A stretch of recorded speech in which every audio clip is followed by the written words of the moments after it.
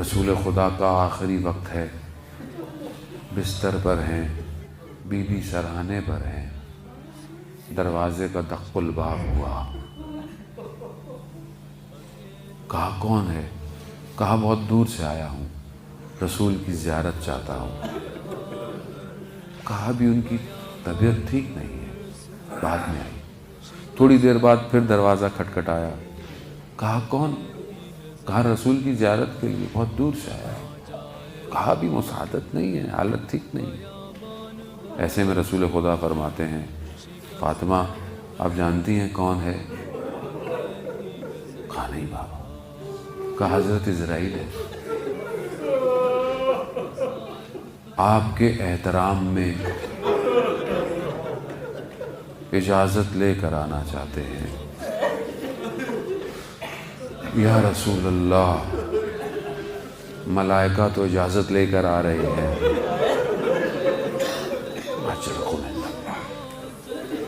مگر امت کیسے آئی؟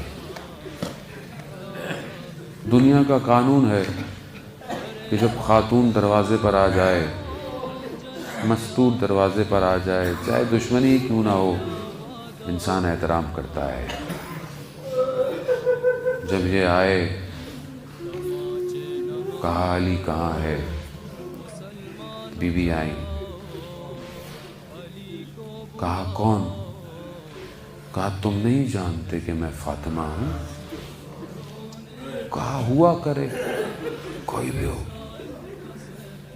ہم اس دروازے کو جلائیں گے۔ اس دروازے سے مشکل تھی کیونکہ رسول خدا اپنی زندگی کے آخری ایام میں اسی دروازے پر کھڑے ہو کر سلام کرتے تھے، السلام علیک یا اہل بیت النبوہ۔ ہاں حضرت عارض محترم، مصائب آپ سنتے رہتے ہیں، دروازے کو جلایا گیا۔ مقاتل کہتے ہیں کہ انہوں نے دروازے کو کوشش کی کھولنے کی، بی بی نے اپنے ہاتھوں سے دروازے کو روکا ہے۔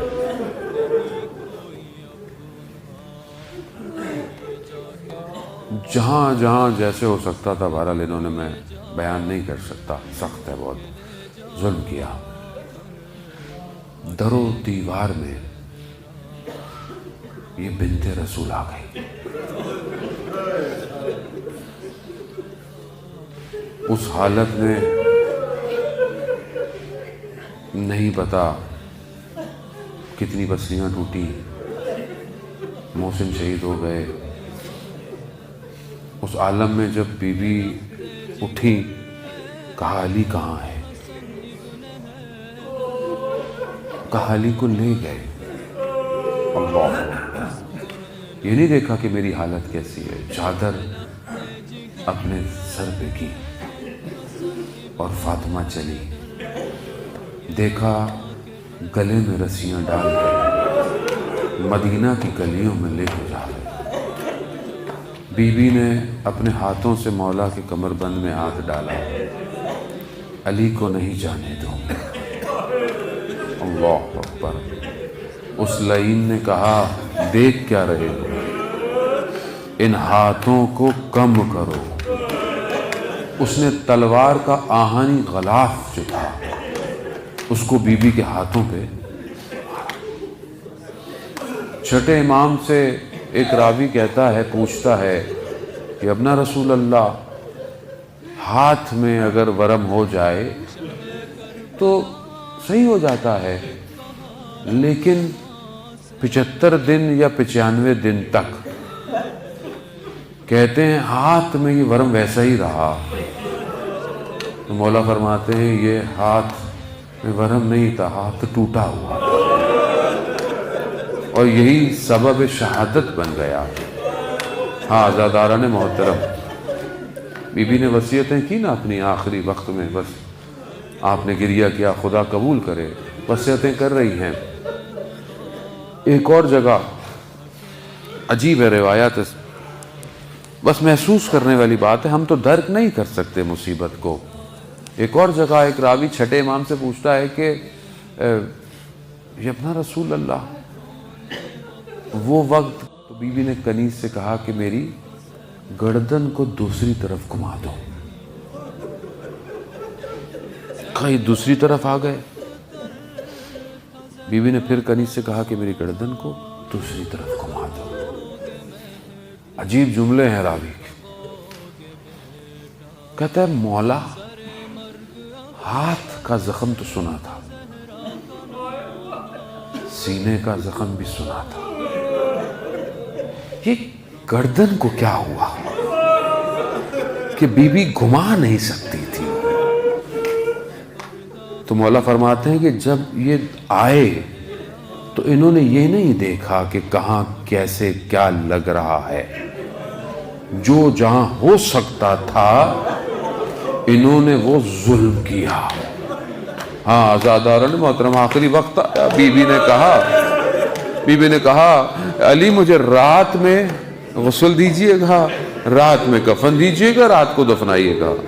یہ تو پتا ہے کہ چلیں رات کو دفنانا بیوی نہیں چاہتی کوئی آئے, کفن بھی رات کو. یہ بیوی رات کو غسل کیوں دینا؟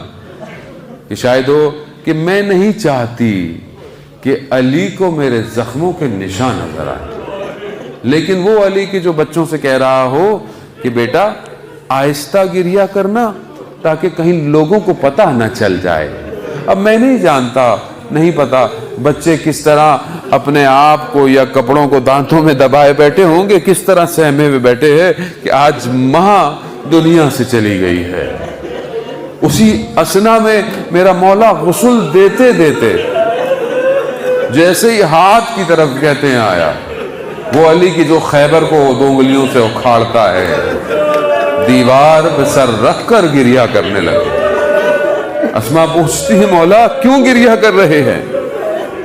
کہا میں نہیں جانتا, فاطمہ نے کس طرح یہ مجھ سے چھپا کے رکھا. ہاں آزادار محترم, یہ تو وہ بچے جانتے ہیں کہ آخری وقتوں میں ماں سارے کام ایک ہاتھ سے کر رہی ہے, ان کے سروں پہ ہاتھ بھی ایک ہاتھ سے پھیر رہی ہے. نہ جانے دیکھنے میں تو اتنی عمر نہیں, لیکن دیواروں کے سہاروں سے چلتی ہے, چلا بھی نہیں جاتا. ہاں غسل کفن دے دیا گیا. اب جب آخری وقت آیا ہے نا دیدار کا, تو بچوں سے کہا اپنی ماں سے رخصت ہو لو. نہ جانے کس طرح بچے اپنی ماں کے بدن پر آ کر لپٹے ہیں. گریہ اتنا کیا کہ آواز آ گئی علی بچوں کو ہٹا لو, عرش پہ کوہرام مچ رہا ہے, ملائکہ گریہ کر رہے ہیں. میں کہوں گا اے مولا یہ تو مدینہ ہے, یہ تو گھر ہے, یہاں بچے رو رہے ہیں, ملائکہ رو رہے ہیں.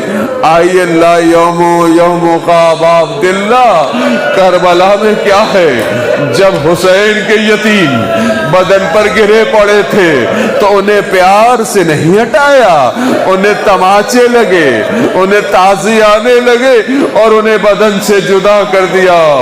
اب اس رات کو علی جنازے کو لے کر گئے, قبر کھودی ہوئی میں علی اتار رہے ہیں. کس مشکل سے علی نے اتارا یہ علی جانتا ہے, کیونکہ جو امانت دی تھی اب یہ امانت ویسی نہیں ہے.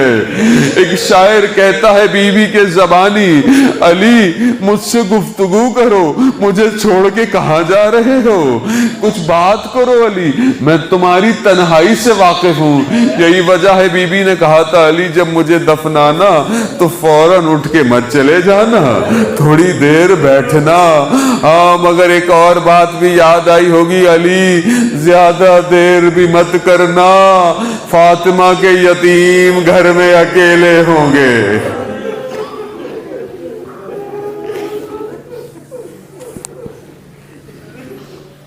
لعنت اللہ علی القوم الظالمین وسیعلم الذین ظلموا ای منقلب